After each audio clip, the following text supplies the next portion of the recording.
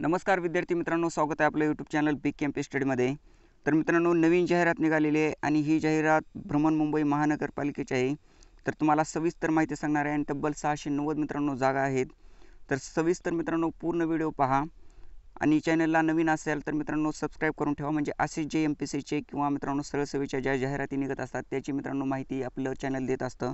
त्यासाठी चॅनलला सबस्क्राईब करून ठेवा। तर पहा 25/11/2024 ची जी मित्रांनो जाहिरात आहे।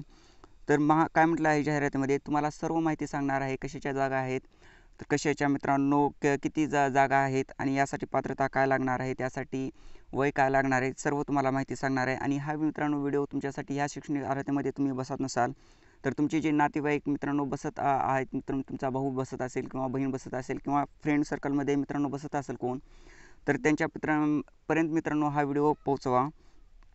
तर अतिशय चांगल्या जागा आहेत।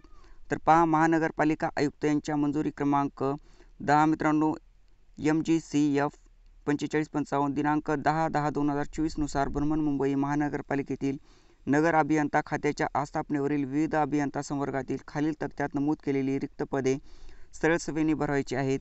तर मित्रांनो या संकेतस्थळावर तुम्हाला जायचं आहे आणि जे आहे या मुदतीमध्ये जे डेट दिलेली आहे ही भरायची। तर त्या मुदतीच्या आत तुम्हाला हे फॉर्म भरायचे आहेत। तर जागा पहा कशाची आहेत: कनिष्ठ अभियंता स्थापत्य, कनिष्ठ अभियंता यांत्रिकी व विद्युत, दुय्यम अभियंता स्थापत्य व दुय्यम अभियंता यांत्रिकी व विद्युत या पदाकरिता ऑनलाईन पद्धतीने अर्ज मागण्यात येत आहेत। तर तुम्हाला फॉर्म भरण्याच्या मित्रांनो अगोदर तुम्ही पात्र आहात या शैक्षणिक अर्हतेमध्ये का नाही हे पाहायचं आहे। तर ऑनलाईन पद्धतीने अर्ज करण्यासाठी तुम्हाला वैध ईमेल ID तुम्हाला द्यायचा आहे आणि भरती प्रक्रियेच्या पूर्ण कालावधीमध्ये तुम्हाला संपर्क मित्रांनो जे प्रवेशपत्र, हॉल तिकीट वगैरे वेळोवेळी माहिती जी असते तर त्यासाठी संपर्क साधण्यासाठी तुम्हाला सदर ईमेल ID वैध राहणे आवश्यक आहे। तर पहा पद कोणते आहेत। तर पदाचे नाव आहे कनिष्ठ अभियंता आणि यासाठी पेमेंट दिलेले 41,800 ते 1,32,300। तर स्टार्टिंग तुम्हाला पेमेंट 41,800 आहे आणि प्लस तुम्हाला अन्य भत्ते असतील। तर चांगल्या जागा आहेत, एकूण 250 जागा आहेत आणि गट क साठी या जागा आहेत। तर पहा, अनुसूचित जातीसाठी 24, अनुसूचित जमातीसाठी 37 अशा मित्रांनो एकूण 250 जागा आहेत। खुल्या प्रवर्गासाठी 84 जागा आहेत। तर त्याही तुम्ही पॉज व्हिडिओ करून पाहू शकता। तर जे महत्त्वाचे जे पॉईंट आहेत ते आपण क्लिअर करणार आहोत। तर पदाचे नाव कनिष्ठ अभियंता यांत्रिकी व विद्युत, गट क साठी मित्रांनो या जागा आहेत, 130 जागा आहेत आणि यासाठी पेमेंट 41,800 ते 1,32,300 प्लस अन्य भत्ते असतील। तर पहा, यासाठी एकूण खुल्या प्रवर्गासाठी 44 आणि एकूण 130 जागा आहेत।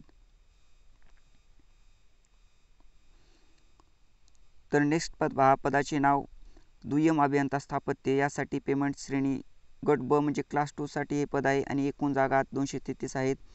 तर याची पेमेंट श्रेणी जी आहे, पेमेंट स्केल जे आहे ते 44,900 ते 1,42,400 प्लस अन्य भत्ते असतील। स्टार्टिंग पेमेंट 44,900 आहे। तर यासाठी जागा ज्या दिलेल्या आहेत त्या खुल्या प्रवर्गासाठी 77 आणि एकूण जागा 233 आहेत। तर पदाचे नाव पहा, दुय्यम अभियंता यांत्रिक व विद्युत, यासाठी एकूण 77 जागा आहेत आणि पेमेंट स्केल जी आहे ती 44,900 ते 1,32,400 प्लस अन्य भत्ते असतील। तर गट ब म्हणजे क्लास 2 साठी या जागा आहेत। तर एकूण 77 मित्रांनो जागा आहेत, चांगल्या जागा आहेत आणि एकूण 600 मित्रांनो 90 जागा टोटल मित्रांनो तब्बल आहेत। तर पहा, यासाठी काय काय दिलेलं आहे महत्त्वाची माहिती पहा। सामाजिक आरक्षणाबद्दल येते माहिती दिलेली आहे, खेळाडूंसाठी आरक्षण वगैरे येते संपूर्ण माहिती दिलेली आहे त्यांच्यासाठी।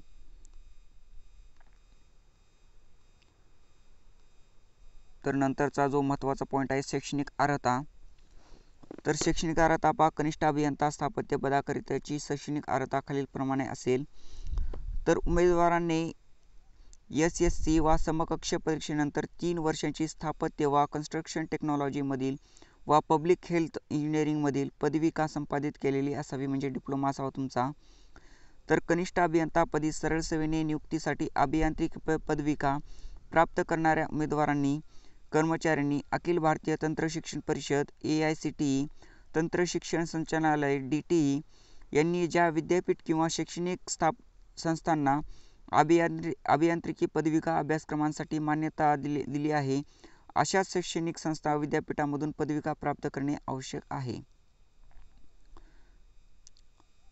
तर उपरोक्त अनुक्रमांक 2 मध्ये नमूद अर्हतांशी समकक्ष अर्हता असल्यास उमेदवारांनी खाजगी स्वायत्त महाविद्यालयातून प्राप्त केलेली पदविका तंत्र शिक्षण संचालनालयाच्या पदविकेशी समतुल्य असल्याबाबतचे प्रमाणपत्र इक्विव्हॅलन्स सर्टिफिकेट नियुक्ती आदेशापूर्वी सादर करणे आवश्यक आहे। तर उमेदवारांनी मित्रांनो मराठी भाषा विषयाची माध्यमिक शाळा प्रमाणपत्र परीक्षा इयत्ता 10वी किंवा मराठी विषय असलेली तत्सम परीक्षा महाराष्ट्र राज्य उच्चस्तर निम्नस्तर महाराष्ट्र राज्य माध्यमिक व उच्च माध्यमिक शिक्षण मंडळाच्या निकषानुसार उत्तीर्ण असणे आवश्यक आहे। तर तथापि त्याप्रमाणे नसल्यास व अन्य कारणास्तव सूट मिळाल्यास पात्र नसल्यास महानगरपालिका प्रशासनामार्फत घेण्यात आलेली मराठी भाषेची परीक्षा उत्तीर्ण असणे आवश्यक आहे। तर मित्रांनो खालील नमूद केलेली अर्हता धारण करणाऱ्या उमेदवारांबाबतीत त्यांनी संगणक ज्ञानाची अर्हता परीक्षा उत्तीर्ण असल्याचे समजण्यात येईल। ही तुमच्याकडे शैक्षणिक अर्हता असेल तर तुम्ही संगणक ज्ञानाची जी अर्हता दिलेली आहे त्यामध्ये तुम्ही उत्तीर्ण असल्याचे समजण्यात येईल किंवा तुमच्याकडे MSCIT असेल तर मित्रांनो तुमचा MSCIT बद्दल संगणक ज्ञानाबद्दल माहिती दिलेली आहे तर त्याची शैक्षणिक अर्हता आहे ती। तर कनिष्ठ अभियंता यांत्रिक व विद्युत पदाकरिताची शैक्षणिक अर्हता पहा। उमेदवाराने किमान SSC वा समकक्ष परीक्षेनंतर 3 वर्षाची यांत्रिकी विद्युत ऑटोमोबाईल इलेक्ट्रॉनिक्स प्रोडक्शन इंजिनिअरिंगमधील पदविका किंवा diploma in electrical power system diploma in industrial electronics diploma program in instrumentation diploma in electronics and communication engineering संपादित केलेली असावी।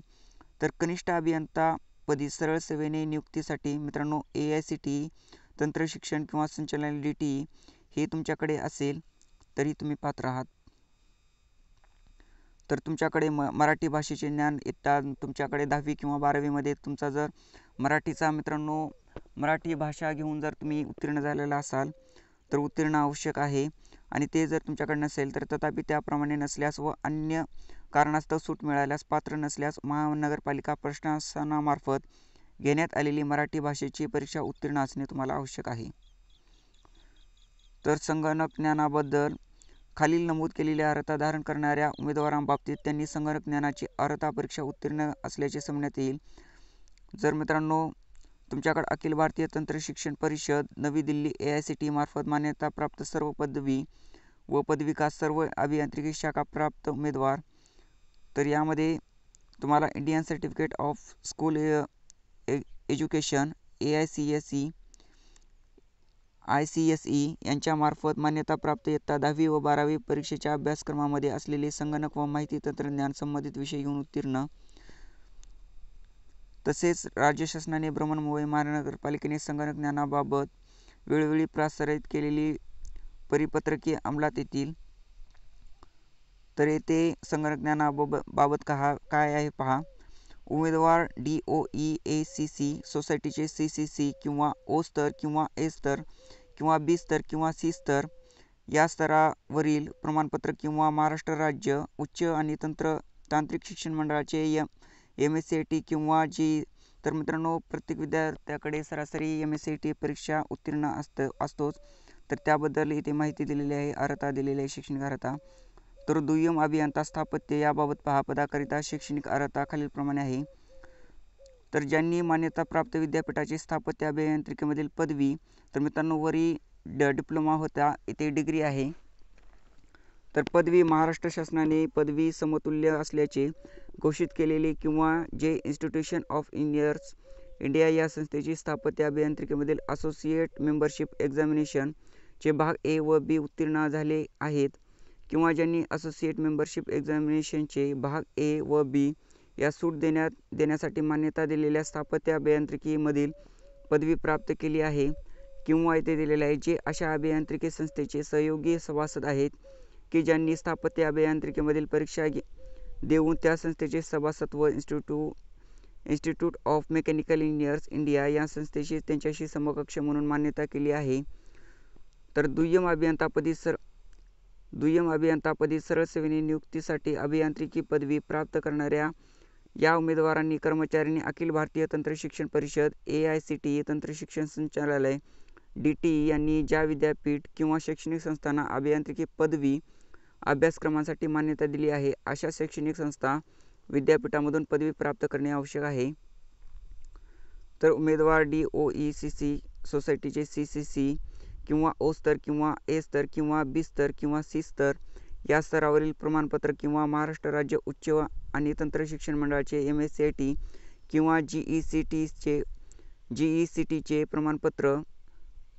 प्रमाणपत्रधारक असावा किंवा सदर प्रमाणपत्र सादर करण्यास सूट देण्याकरिता उमेदवाराने शासनाने वेळोवेळी संगणक हाताळणी वापरात मान्यता दिलेले अभ्यासक्रम पूर्ण केलेला असावा.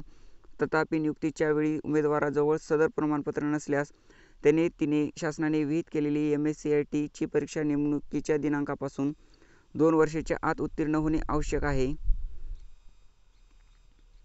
तर खालील नमूद केलेल्या अर्हता धारण करणाऱ्या उमेदवारांबाबतीत त्यांनी संगणक ज्ञानाची अर्हता परीक्षा उत्तीर्ण असल्याचे समजण्यात येईल.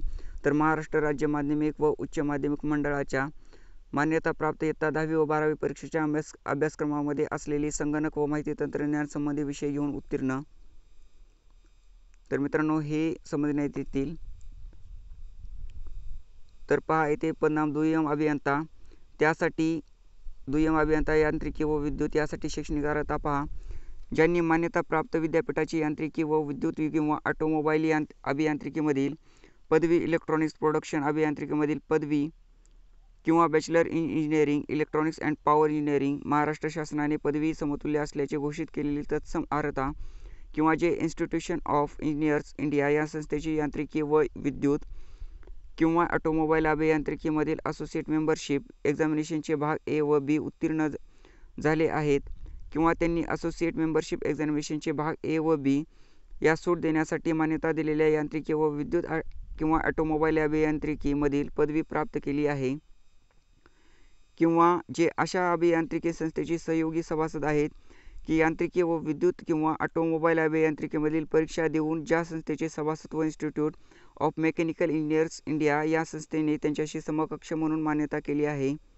तर ब दुय्यम अभियंतापदी सरळ सेवेने नियुक्तीसाठी अभियांत्रिकी पदवी प्राप्त करणाऱ्या उमेदवारांनी कर्मचाऱ्यांनी खालील भारतीय तंत्रशिक्षण परिषद AICTE तंत्रशिक्षण संचालनालय DTE यांनी ज्या विद्यापीठ किंवा शैक्षणिक संस्थांना अभियांत्रिकी पदवी अभ्यासक्रमांसाठी मान्यता दिली आहे अशा शैक्षणिक संस्था विद्यापीठामधून पदवी प्राप्त करणे आवश्यक आहे.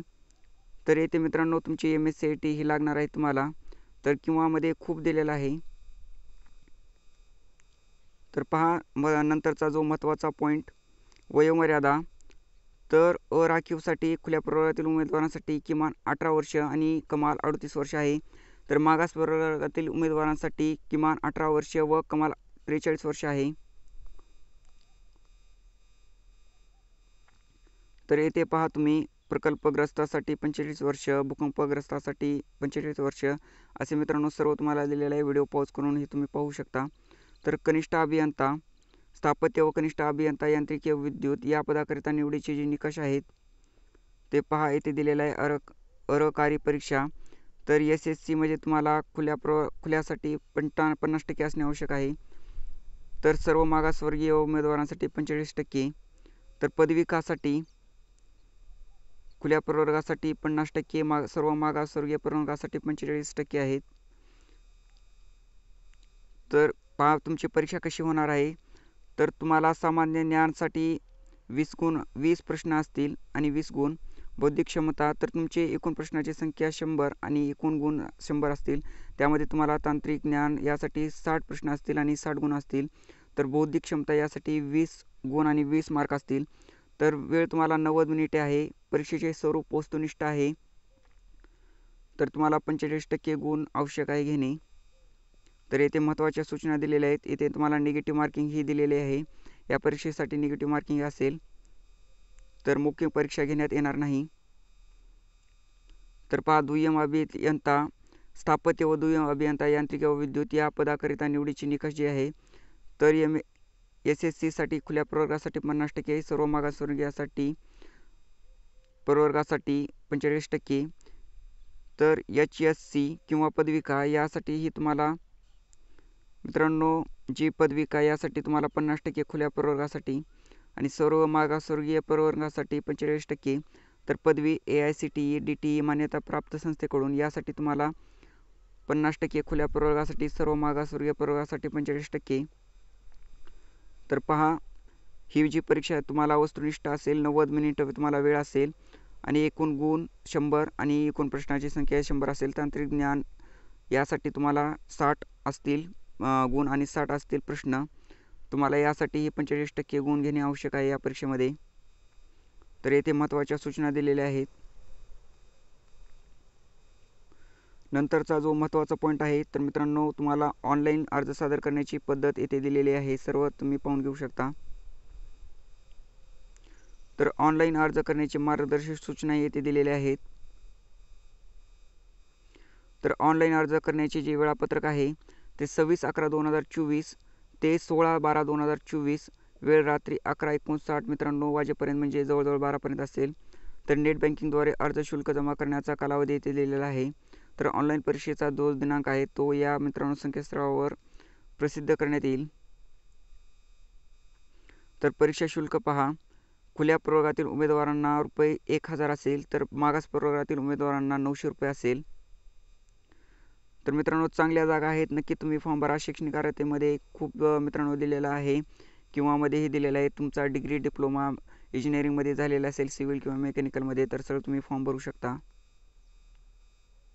आणि तुमच्याकडे MSCIT ही असणे मित्रांनो असेल तर चांगलंच आहे मित्रांनो. आणि तुमचा 10वी किंवा 12वीमध्ये तुम्हाला मराठी भाषेचा जे विषय आहे ते तुम्हाला आवश्यक असणे आवश्यक आहे, किंवा तुम्हाला महानगरपालिका जे परीक्षा घेईल तर ते तुम्हाला उत्तीर्ण होणे आवश्यक आहे. तर चांगल्या जागा आहेत, नक्की तुम्ही फॉर्म भरा. आणि फॉर्म भरण्यासाठी जे महत्त्वाचे जे पॉईंट आहेत ते आपण क्लिअर केलेले आहेत. तर चॅनलला सबस्क्राईब करा आणि व्हिडिओ आवडला असेल, माहिती आवडली असेल तर नक्की एक लाईक करा आणि चॅनलला सबस्क्राईब करा. धन्यवाद.